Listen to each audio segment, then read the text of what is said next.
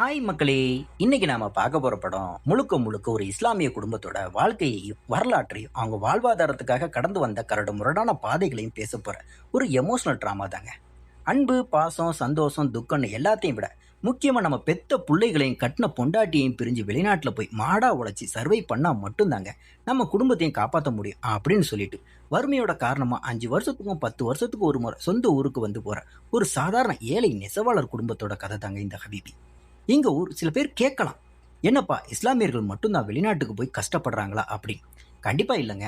வறுமையில் வாடுற குடும்ப கடனை அடைக்கணுமே அப்படின்னு சொல்லி துடிக்கிற எல்லா சாமானிய மனிதர்களும் தன் குடும்பத்தை விட்டுட்டு வெளிநாட்டில் போய் கஷ்டப்பட்டு சம்பாதிச்சாதாங்க ஒரு நல்ல நிலைமைக்கு வர முடியும் அப்படின்னு ஓடுற ஒவ்வொரு ஹியூமனுக்கான கதை தான் இது. இதை நான் எந்த ஒரு குறிப்பிட்ட மதத்தோட மட்டும் பிரித்து பார்க்க விரும்பலைங்க.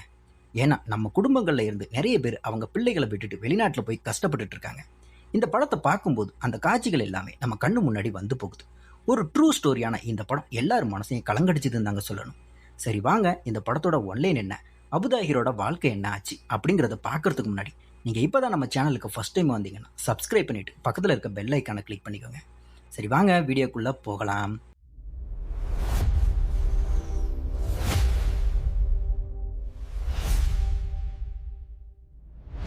கதை எங்கே ஸ்டார்ட் ஆகுதுன்னா 1980களில் திருநெல்வேலி மாவட்டத்தில் இருக்கிற ஒரு சின்ன கிராமத்தில் தாங்க நம்ம ஹீரோ பிறக்கிறாரு. நம்ம ஹீரோவுக்கு இந்த படத்தில் அபுதாஹிர்னு பேர். அபுதாஹிரோட அப்பாவுக்கு கைத்தறி நெசவு தொழில் தான் வாழ்க்கை. அதை விட்டு அவருக்கு வேற பொழப்பே தெரியாது. அந்த ஊரில் இருக்கிற முக்காவாசி இஸ்லாமிய மக்களும் இந்த நெசவு தொழிலை நம்பி தாங்க வாழ்ந்துகிட்டு இருக்காங்க. ஆனால் காலம் மாற மாற டெக்னாலஜி வளர வளர கைத்தறி நெசவுக்கு முற்றுப்புள்ளி வைக்கிற விதமாக பெரிய பெரிய டெக்னிக்கல் மிஷின்கள் உள்ள வருது. இதனால இவங்களோட நெசவு தொழில் கொஞ்சம் கொஞ்சமாக கையை விட்டு போக ஆரம்பிக்குது. சாப்பாட்டுக்கும் கஞ்சிக்கும் ஊசலாடிக்கிட்டு இருக்க அந்த சூழ்நிலையில தாங்க குறிப்பா நம்ம ஹீரோவோட குடும்பம் ரொம்பவே கஷ்டப்படுறாங்க. ஹீரோவோட அப்பா தொழில் சரியா போகாததுனால இது வரைக்கும் நிம்மதியா ஒரு வேளை கஞ்சி தாங்க குடிச்சிட்டு இருக்கோம். மீதி 2 வேளையும் நிம்மதியா சாப்பிடணும்னா கண்டிப்பா நம்ம குடும்பத்தில இருந்து யாராவது ஒருத்தர் ஃபாரின் போயே ஆகணும் அப்படின்னு சொல்லி பேசிட்டு இருக்காங்க. அப்பதான் நம்ம ஹீரோவோட சித்தப்பாவுக்கு கல்யாணம் ஆகுது. கல்யாணம் முடிஞ்ச கொஞ்ச நாள்லே இந்த குடும்ப சூழ்நிலை காரணமா அவரும் ஃபாரின் கிளம்புறாரு. சித்தப்பா ஃபாரினுக்கு போனதுக்கு அப்புறம் அந்த குடும்பத்துக்கு சாப்பாட்டுக்கு பெருசா பஞ்சமே இல்லைங்க. ஒருவேளை கஞ்சி குடிச்சவங்க இப்போ 3 வேளையும் நிம்மதியா சாப்பிட்றாங்க. ஆனா அவங்களுக்குள்ள சின்னதா ஒரு ஏக்கம் இருக்குங்க.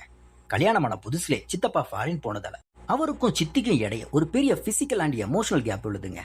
அவங்களோட வாழ்க்கை எல்லாமே வெறும் லெட்டர்லையும் ரேடியோ மெசேஜ்லையும் மட்டும்தாங்க ஓடிக்கிட்டு இருக்கு. இது எல்லாத்தையுமே சின்ன வயசுல இருந்தே பார்த்து வளர்ற நம்ம ஹீரோ அபுதாஹிர் மனசுக்குள்ள ஒரு சபதம் எடுக்கிறாருங்க. நம்ம ஃபியூச்சர்ல கல்யாணம் பண்ணிக்கிட்டா என்ன சூழ்நிலை வந்தாலும் இந்த ஃபாரின் போற நிலைமை நமக்கு வரவே கூடாது. சொந்த ஊர்லயே ஏதோ ஒரு தொழில் பண்ணி உழைக்கணும். பொண்டாட்டி பிள்ளைய பிரிஞ்சு எவ்வளவு சம்பாதிச்சாலும் அந்த காசு மண்ணுக்கு சமம் அப்படின்னு ரொம்ப ஸ்ட்ராங்கா நினைக்கிறார். வருஷங்களும் ஓடுதுங்க. நம்ம அபுதாஹிருக்கு இப்போ 15 வயசுக்கு மேல ஆகுது. அதே ஊர்ல நிலோபர்னு ஒரு பொண்ணு இருக்காங்க.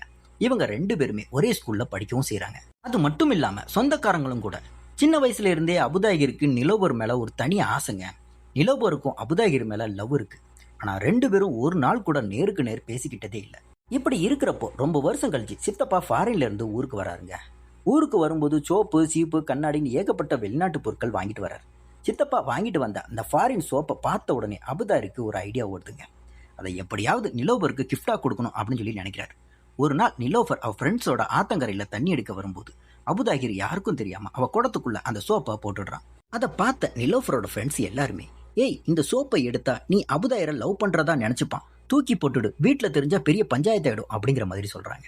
ஆனா நிலோஃபர் அவங்க சொன்னதை காதுல வாங்காம அந்த சோப்பை எடுத்து இடுப்புல வச்சுக்கிட்டு வெட்கத்தோட வீட்டுக்கு கிளம்புறாங்க. இதுல இருந்தே அவங்களோட சைலண்ட் காதல் ரொம்ப ஸ்மூத்தா டிராவல் ஆக ஆரம்பிக்குது. ஆனா இங்க தாங்க கதையில ஒரு இடியாப்ப சிக்கலே வருது. ஒரு நாள் நிலோஃபரை பாக்குறதுக்காக அபுதாஹிர் அவங்க வீட்டு மொட்டை மாடிக்கு போயிடுறாங்க. திடீர்னு நிலோஃபரோட அப்பா டார்ச் லைட்டோட மாடிக்கு வர அபுதாஹிர் பயந்து போய் அங்க இருந்து ஓடுறான். ஏதோ திருடன் வந்துட்டான் அப்படின்னு நினைச்சு நிலோஃபரோட அப்பாவும் ஊர் மக்களும் அபுதாஹிரை துரத்தி பிடிக்கிறாங்க. ஊர் முன்னாடி பஞ்சாயத்து கூட்டுறாங்க.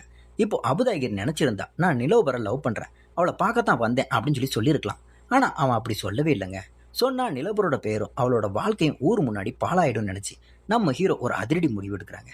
நான் அந்த வீட்டுக்கு திருடத்தான் போனேன், எனக்கு கொஞ்சம் பணம் தேவைப்படுச்சு அப்படின்னு பொய் சொல்லி பழி முழுசையும் தான் மேலேயே ஏத்துக்கிறான். இதை கேட்ட உடனே பஞ்சாயத்துல அவனுக்கு 1000 அபராதம் விதிக்கிறாங்க.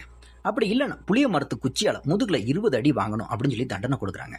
அந்த காலத்துல 1000 ரூபாய் பெரிய காசுங்கிறதுனால அபுதாஹிர் அந்த அடியை தாங்கிக்கிட்டு நிற்கிறான். ஒரு கட்டத்தில் அவங்க அப்பா மனசு உடைஞ்சு போய், என் பிள்ளைய விட்டுருங்க, நான் அந்த அபராதத்தை கட்டி தொலைகிறேன் அப்படிங்கிற மாதிரி கட்டி கூட்டிட்டு வராருங்க. இது வரைக்கும் ஊர்ல தலை நிமிர்ந்து வாழ்ந்த அவங்க அப்பா முதலா ஊர் முன்னாடி தலை குடிஞ்சு நிக்கிறத பார்த்த உடனே அபுதாஹிரோட மனசு சுக்குநூறா உடையுதுங்க. காலமும் மாறுது. அபுதாகிர் எந்த வெளிநாட்டுக்கு போகவே கூடாதுன்னு நினைச்சானோ அதே ஃபாரினுக்கு வேலைக்காக கிளம்புறான். ஏன்னா அந்த திருட்டு பழிக்கு அப்புறம் அவனால் ஊரில் இருக்க முடியல. ஃபாரினில் 5-6 வருஷமாக மாடா உழைக்கிறான். வீட்டில் கல்யாணம் பண்ணிக்க சொல்லி வற்புறுத்துறாங்க. ஆனால் அபுதாகிர் மனசில் இன்னமும் நிலோஃபர் மட்டும்தாங்க இருக்கிறா. அவளுக்கு என்ன ஆச்சு, எங்கே இருக்கான்னு எந்த ஒரு கான்டாக்டும் இல்லை. கிட்டத்தட்ட 8 வருஷத்துக்கு அப்புறம் அபுதாகிர் சொந்த ஊருக்கு வராருங்க. பெற்றவங்களுக்காக கல்யாணம் பண்ணிக்க சம்மதிச்சு பிரவீனா அப்படின்ற பொண்ணை பார்க்குறாரு. அபுதாயிரும் பிரவீனா கிட்ட தன் வாழ்க்கையில் நடந்த நிலோஃபரோட காதல் கதை உண்மையை ஓப்பனாக சொல்லிடுறாங்க. பிரவீனாவும் இதை பற்றி உங்கள் அப்பா என்கிட்ட ஆல்ரெடி சொல்லிட்டாரு, எனக்கு உங்களை பிடிச்சிருக்கு, நம்ம கல்யாணம் பண்ணிக்கலாம் அப்படின்னு சொல்லி க்ரீன் சிக்னல் கொடுக்குறான். கல்யாணம் பண்ணிக்கிட்டு சொந்த ஊர்லேயே ஒரு பிஸ்னஸ் ஸ்டார்ட் பண்ணலாம் அப்படின்னு சொல்லி அபுதாகிர் பிளான் பண்ணுறாங்க. ஆனால் விதி வேற ஒரு விளையாட்டு வச்சிருக்குங்க. அபுதாகிர் ஃபாரின்ல இத்தனை வருஷமா கஷ்டப்பட்டு சம்பாதிச்ச மொத்த பணத்தையும் ஊர்ல இருக்கிற ஒரு நபர்கிட்ட வட்டிக்கு விட்டு சேமிச்சு வச்சிருக்காங்க. திடீர்னு அந்த நபர் எனக்கு மேலே இருக்கிறவன் ஏமாத்திட்டான், என்கிட்ட இப்போ காசு இல்லை அப்படிங்கிற மாதிரி கையை விரிச்சிடறான். கல்யாணத்துக்காக வச்சிருந்த மொத்த பணமும் போயிடுச்சு.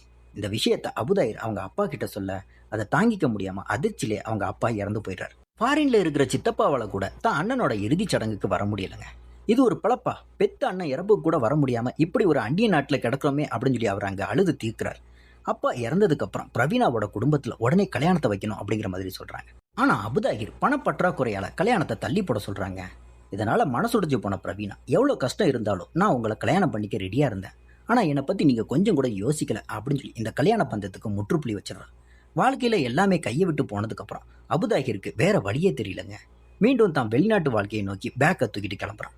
ஆனா அன்னைக்குன்னு பார்த்து ஏதோ ஒரு ஸ்ட்ரைக் காரணமா வழக்கமான பாதையில போக முடியாம திருவனந்தபுரம் ஏர்போர்ட்டுக்கு குறுக்கு வழியில டிராவல் பண்றான். அப்படி போற பாதையில தாங்க எதிர்பாராத விதமா நம்ம நிலோஃபரை பார்க்கறான். அபுதாகிருக்கு கையும் ஓடல காலும் ஓடல. எப்படி இருக்க நிலோஃபர் அப்படிங்கிற மாதிரி கேட்க நிலோஃபர் தான் கதையை சொல்ல ஆரம்பிக்கிறான். அவளுக்கு கல்யாணமாகி ஒரு பொண்ணு ஒரு பையனும் இருக்காங்க. அவ புருஷனும் ஃபாரின்ல தாங்க இருக்காரு. ஆனா அவங்களுக்குள்ள எந்த ஒரு பேச்சுவார்த்தையும் இல்லாம 5 வருஷத்துக்கு முன்னாடி டைவர்ஸ் ஆயிடுச்சுன்னு சொல்றான். இதை கேட்ட உடனே அபுதாகிருக்கு ஒரு விஷயம் புரியுது. ஒரு பையனை தடப்பட்ட அங்க ஒரு நல்ல வாழ்க்கையும் அமையும். இப்போ நிலோஃபர் மனசுலயும் அபுதாயிர் மேல இருக்கிற அன்பு குறையலங்க. அபுதாயிர் மனசுலயும் நிலோஃபர் மேல இருக்கிற காதல் மாறல. இவங்க 2 பேரும் நினைச்சா இனிமே ஒன்னா சேர்ந்து ஒரு சந்தோஷம்னா வாழ்க்கையை வாழலாம் அப்படின்ற ஒரு பாசிட்டிவ் ஹோப்போட இந்த படத்தை இங்க முடிக்கிறாங்க. இந்த படத்தோட ஒட்டுமொத்த கான்செப்ட் என்ன தெரியுமாங்க? ஒரு பாதை தடப்பட்டா அங்க பயணமும் தடப்படும். அந்த மாதிரி ஃபாரினுக்கு போன எல்லாருடைய பாதையும் ஆரம்பத்திலே தடப்பட்டு இருந்தா அவங்களோட குடும்பத்துல அப்பா அம்மா தங்கச்சி பொண்டாட்டி பிள்ளைய பிரிஞ்சு வாழ்ற அந்த ஏக்கம் வலி எதுவுமே இல்லாம எல்லாருமே ஒன்னா சந்தோஷமா இருந்திருக்கலாமே அப்படின்ற ஒரு எமோஷனல் மெசேஜை நம்ம நெஞ்சில கடத்திட்டு போகுது இந்த ஹபீபி. இந்த படத்தோட கதையை நான் சொன்ன விதம் உங்களுக்கு பிடிச்சிருந்துச்சுன்னா மறக்காம கமெண்ட் செக்ஷன்ல குட் அப்படின்னு கமெண்ட் பண்ணுங்க. ஏன்னா நீங்க போடுற ஒவ்வொரு கமெண்ட்டும் எனக்கு அடுத்தடுத்து வீடியோஸ் போடுறதுக்கு ஒரு பெரிய மோட்டிவேஷனா இருக்கும். இந்த வீடியோ பிடிச்சிருந்துச்சுன்னா லைக் பண்ணுங்க, ஷேர் பண்ணுங்க, கமெண்ட் பண்ணுங்க. அப்படியே நம்ம சேனலை சப்ஸ்கிரைப் பண்ணிட்டு பக்கத்தில் இருக்க பெல் ஐக்கானை கிளிக் பண்ணிக்கோங்க. அடுத்து ஒரு சூப்பரான வீடியோவில் உங்களை சந்திக்கிறேன். டாடா, பை பை.